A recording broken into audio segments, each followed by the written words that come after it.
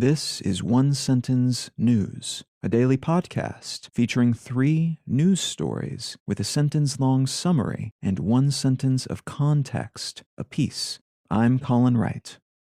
This is a sponsored message. I've been using Anchor as my podcast host for a while now, and it's been a pleasure to use. Anchor offers benefits that most other hosts do not. It's free to use, but it also has a collection of tools that allow you to create a podcast completely within the Anchor website or smartphone app. They distribute your show to Apple Podcasts, Spotify, and all the other distribution channels without any additional effort on your part, and you can make money from your podcast without any minimum audience size. So you can use it as a more traditional podcast host like I do, but it's also got everything you need to start a podcast from scratch. If you're keen to give it a shot, download the free Anchor app or go to anchor.fm to get started. It's Thursday, October 27th, 2022. Let's talk about the news. From The Verge, Shutterstock will start selling AI-generated stock imagery with help from OpenAI. Stock image company Shutterstock has announced a partnership with OpenAI to directly integrate DALL-E 2 into the company's portfolio of images, promising to pay creators when their work is used to train text-to-image AI models like DALL-E 2.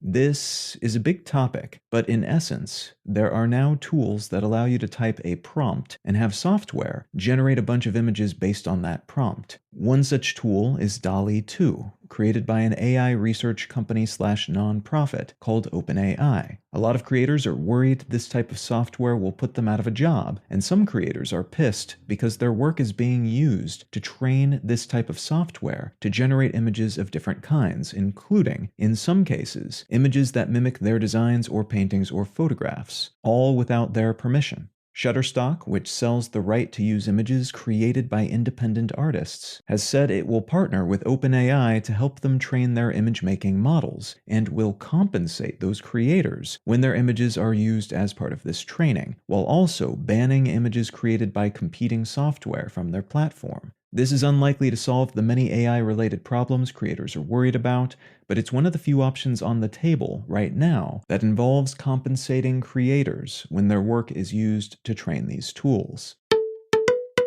From Axios, Beyond Meat debuts steak meat alternative. Meat alternative company Beyond Meat released a new faux steak product earlier this week during a period of financial tumult for the company. The fake steak will be carried at several major grocery store chains, and company leaders are hoping this offering will help change their fortunes, as their stock price has dropped about 80% in 2022. They've cut staff as part of a larger effort to turn their economic trajectory around, but they primarily blame inflation for their situation, as consumers globally seem to be opting for cheaper proteins at the moment.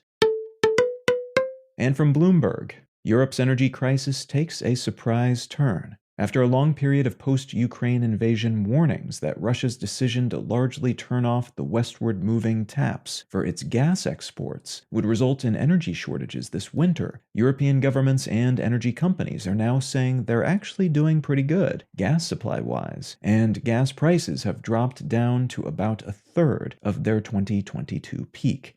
Relevant authorities are still warning that things could get grim if the winter is especially frigid, but forecasts so far have been milder than usual, and earlier efforts to fill gas stockpiles have paid off, nearly filling their storage facilities and leading to new predictions that the EU bloc should be on solid footing until at least December. If you're finding some value in One Sentence News, consider leaving a quick review wherever you get your podcasts and/or sharing the show with a friend. You can find out more about this show or subscribe to the email version at onesentencenews.com, and you can support this and other related projects like the Let's Know Things and Brain Lenses podcasts at understandery.com.